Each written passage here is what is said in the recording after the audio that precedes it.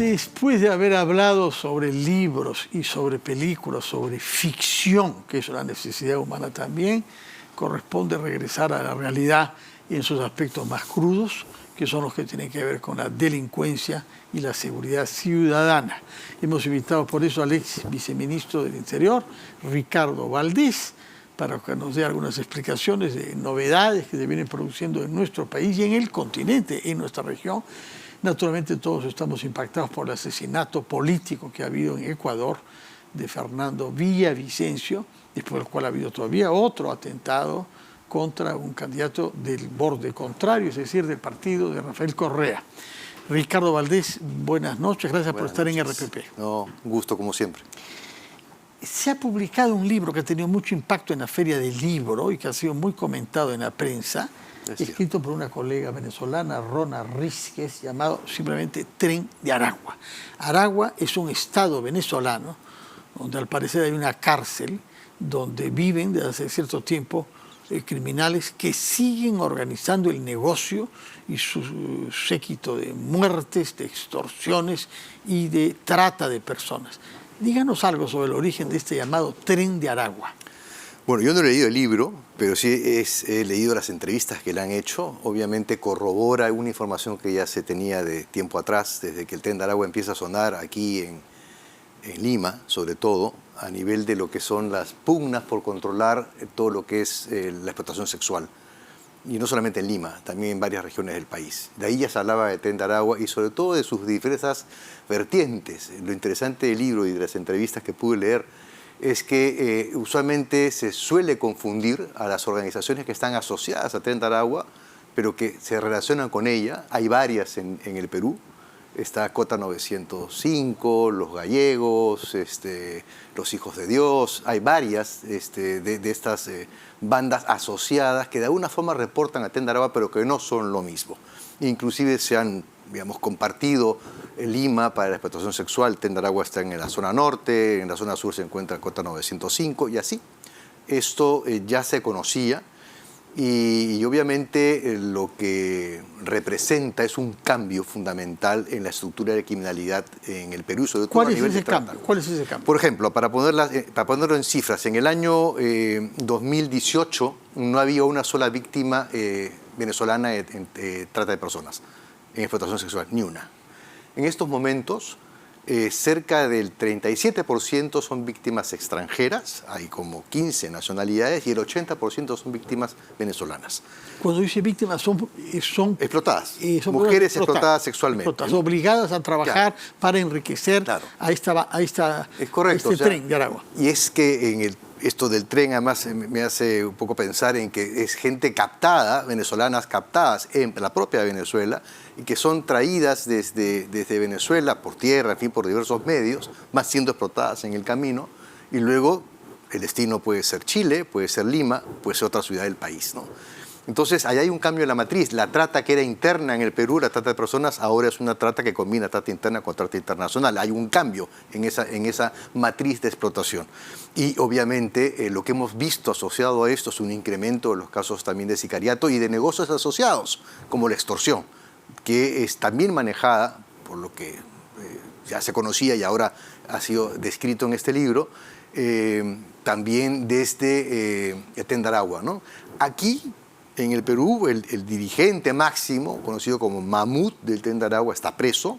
Ha habido una reacción policial de los investigadores policiales bastante bien hecha y han capturado a varios dirigentes de las bandas asociadas a Tren de Aragua, ¿no? Pero ese no solamente es el problema. O sea, en realidad lo que estamos viendo a nivel de América Latina es un copamiento de diversas organizaciones criminales y por eso digo que hay que verlo con mucha preocupación, porque hay asociaciones entre la política y la delincuencia y la criminalidad. Hay una geopolítica de la criminalidad que tiene que hacer, en el caso del Perú, por ejemplo, con el dominio de las fronteras. Específicamente en el caso de Tren de Aragua hay una asociación con otro delito que es la migración irregular, que es un delito sobre todo cuando se hace explotando a las personas y engañándolas. Y además tenemos unas fronteras bastante complicadas porque El Comando Bermelo está ya teniendo un impacto fuerte en la zona de Ucayali.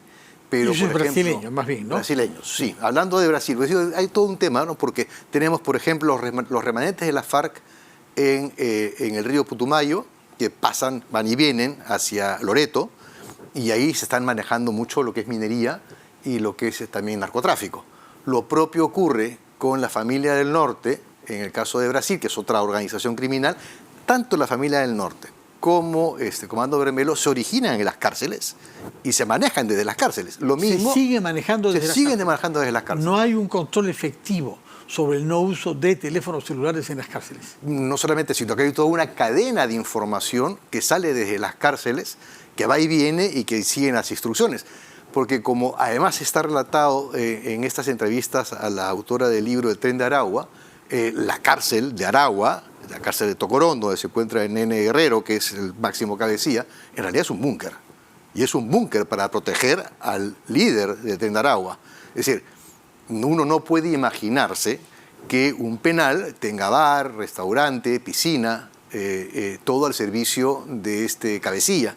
Por lo tanto, lo que vemos acá... Ahí hay con política del interior de Venezuela. Sin duda, ya hay una serie de procesos armados para determinar, además, y que ya así ha sido determinado por el gobierno de Estados Unidos, sobre el manejo que tiene el gobierno de Nicolás Maduro sobre los negocios, no solamente de narcotráfico, donde hay altos mandos, o que fueron altos mandos de el ejército venezolano, sino que además está todo el manejo de la Amazonía del negocio del oro. Inclusive se formó una empresa venezolana para manejar el oro. Eso no funcionó, se llenó de mineros ilegales, pero de alguna forma quien está adquiriendo ese oro y, digamos, lavándolo a través del Banco Central de Reserva de Venezuela es el gobierno de Maduro. ¿Cuánta articulación hay entre las policías de los países afectados por esta nueva criminalidad organizada internacional?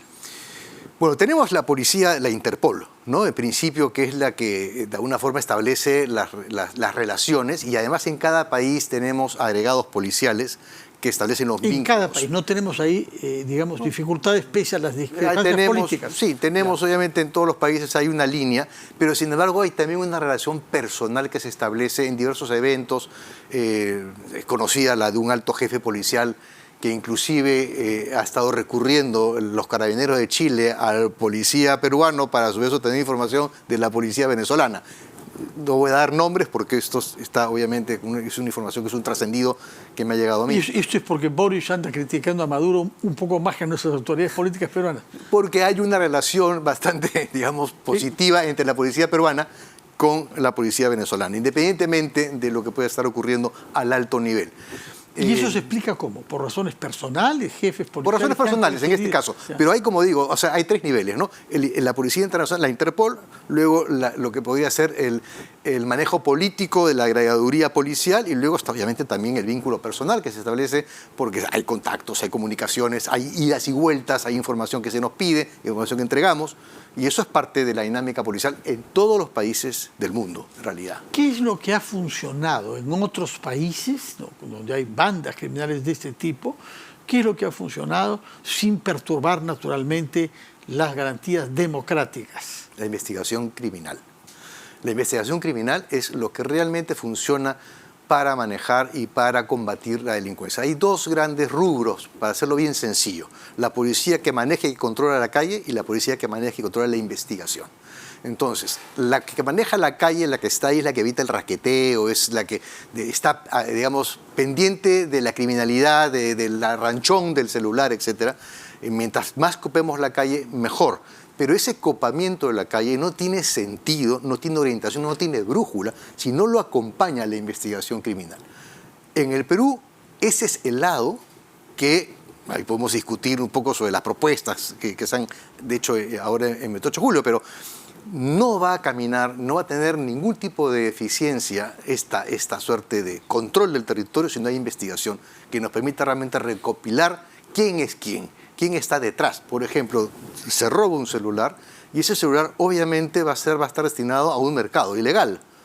Y ese mercado ilegal tiene que ser investigado. Y esa investigación nos va a dar luces sobre cómo llegan, cuántos llegan, quién los lleva,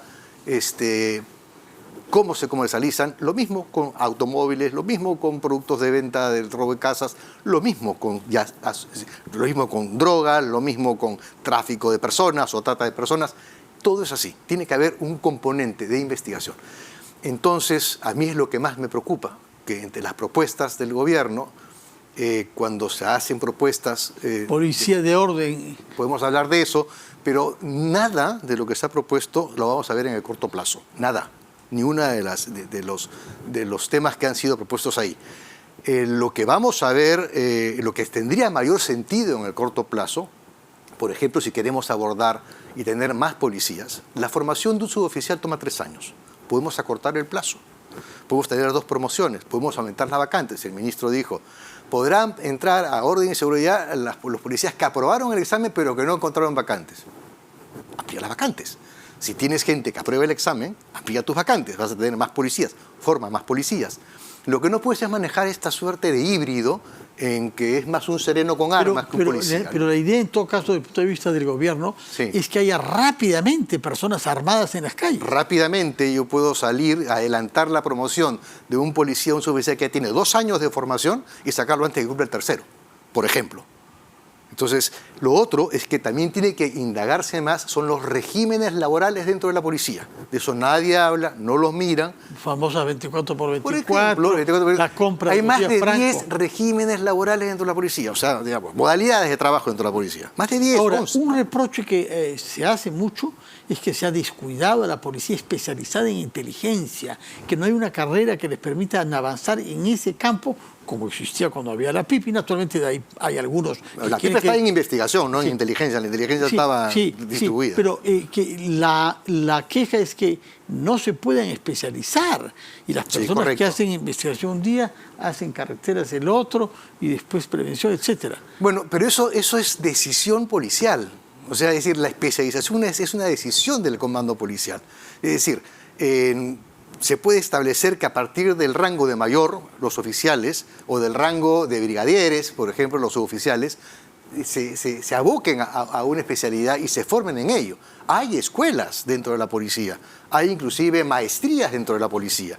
Entonces yo lo que creo es que sin necesidad de tener... ¿Pero para qué hacer una maestría si luego te destinan a hacer una cosa completamente diferente que la especialización de la maestría que haces? Por eso digo, esa es la queja. Por eso es que tiene que haber una correlación entre los estudios de especialización y que a mí se me garantice que voy a poder, digamos, trabajar solamente en esa línea. Y eso es cuestión de decisión interna. Si yo no requiero de leyes en estos momentos, así como no requiero de leyes para, por ejemplo, la ejecución del gasto de inversión del Ministerio del Interior no llega ni al 20%, cuando ya hemos... ¿Por qué tan baja? ¿Cómo era antes? Bueno, ¿Es excepcionalmente baja o es excepcionalmente baja? ¿Por qué? Porque no hay capacidad de gasto. ¿En qué? ¿En qué se hubiera podido gastar que no han sabido hacerlo? En criminalística. Por ejemplo, en adquirir nuevos componentes para la balística, para, por ejemplo, AFIS, para... Yo lo que he escuchado es que en los laboratorios de criminalística no hay tecnología para sacar la información que hay en un teléfono celular. No. Si se captura a un ladrón avesado con un teléfono celular que debe tener enorme información sobre las personas que hacen, y no se puede, cuando se ha buscado destruir esa información, recuperarla. Bueno, ¿cómo es posible? ¿Por qué? ¿Por qué sucede eso? Bueno, hay diversas teorías al respecto. En mi experiencia... A ver, comience por las peores. Bueno, corrupción, porque es decir, hay una intromisión del proveedor privado que trata de captar a ese técnico que va a dirigir o que va a opinar con relación al tipo de software que se requiere, al tipo de equipamiento que se requiere, y obviamente vas a tener al otro privado que también va a hacer lo propio, y ahí empieza la pugna. Y en esta puja de quién da más... No se compra nada. No se compra nada. Obviamente no se compra nada, es muy difícil comprar. Entonces, y ahí viene toda una cadena que sería extenso de poder explicar. Ya desde el rubro de la corrupción hay demasiado que también se tiene que conversar, y que es otra de las líneas sobre las cuales no se dijo nada, por cierto, en el discurso, específicamente en los temas de la Policía Nacional. ¿no? ¿Cómo evalúa usted la actitud que están mostrando los alcaldes frente al debate en torno a la seguridad ciudadana y a las propuestas hechas por el gobierno? Hay algunos que están a favor de este nuevo cuerpo de policía de orden y seguridad, otros no. ¿Su opinión? Yo lo que he escuchado, yo podría segmentar las opiniones de los alcaldes de Lima en tres. La del metropolitano, que lo que quisiera es una policía municipal, ¿no? Al estilo de No, López Aliaga se opuso, fue más bien Reyardo. Bueno, Reyardo, digamos. Quien vino, pero fue rápidamente... El teniente alcalde. Bueno, fue la propuesta que se difundió. Rápidamente detenido por López Aliaga, que dijo, bien, lo que hay que hacer es reforzar la Policía Nacional, en vez de estar creando otras. Que esa es la línea correcta. Ya. Y reforzar la Policía Nacional no significa crear una policía de orden y seguridad, porque eso no es policía. No, si tenemos policías, para ser un suboficial se requiere 3 años de formación.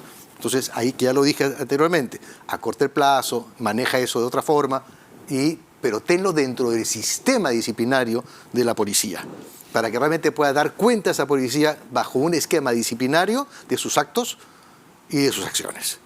Y a su vez que tenga una línea de carrera, cosa que esta policía de orden y seguridad no tiene, ¿no? Entonces, si ya descartamos esa posibilidad, tenemos entonces dos. Aquella que dice, lo que quiero es profesionalizar a mis serenos y invertir en policía para trabajar en una suerte de patrullaje integrado, ¿no? Y que realmente pueda potenciar la tecnología de mi distrito para las carencias, suplirlas con un poquito más de tecnología, con un poquito más de comunicaciones, con un poco más de patrullaje con los vehículos necesarios. ¿Tecnología quiere decir qué en este caso? En este caso, tecnología... Cámaras de seguridad y drones. Bueno, cámaras de seguridad, drones y a su vez yo creo que podríamos empezar a pensar en grandes bases de datos que se puedan manejar a través de diversa inteligencia artificial, que ya se usa obviamente eso en un montón de países, ¿no? Y aquí debería usarse, ya se usa también por lo menos parte en inteligencia financiera, creo que eso debería entrar con mucho mayor fuerza. Se ha trabajado mucho, o sea, detrás de un Google hay inteligencia artificial.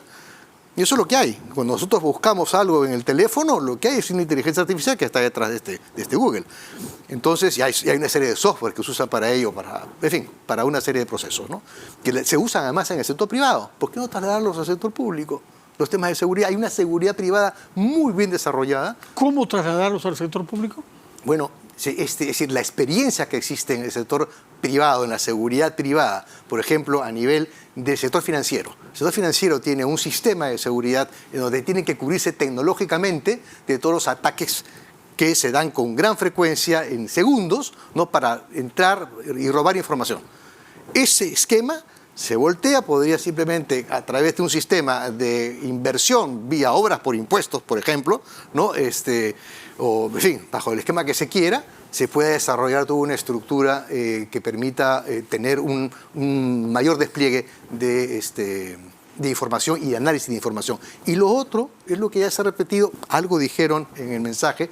El mensaje tiene cosas positivas de mediano plazo, por ejemplo, permitir que los gobiernos locales y regionales que tengan dinero puedan invertir en infraestructura policial y, por ejemplo, en unidades de criminalística. No hay más que una. Es decir, cuando uno agarra en Tumbes, decomisa, no sé, 500 gramos de marihuana, se la tienen que traer hasta Lima, bueno, con una cadena de protección. Hay una serie de absurdos que hay que superar, ¿no? Bueno, muchísimas gracias por su presencia. Nos deja, sin embargo, algunas malas noticias, sobre todo aquella que sostiene que el presupuesto ejecutado en la Policía Nacional o el Ministerio del Interior es menos del 20% de lo que tiene. Correcto. Pasados casi 8 meses del año, sí. 7 meses y medio. Bueno, tomamos nota de ese dato y ojalá que aceleren las inversiones necesarias para garantizar la seguridad de los ciudadanos en este país. Ricardo Valdés, ex viceministro de Seguridad Pública, muchas gracias por su presencia y muy buenas noches.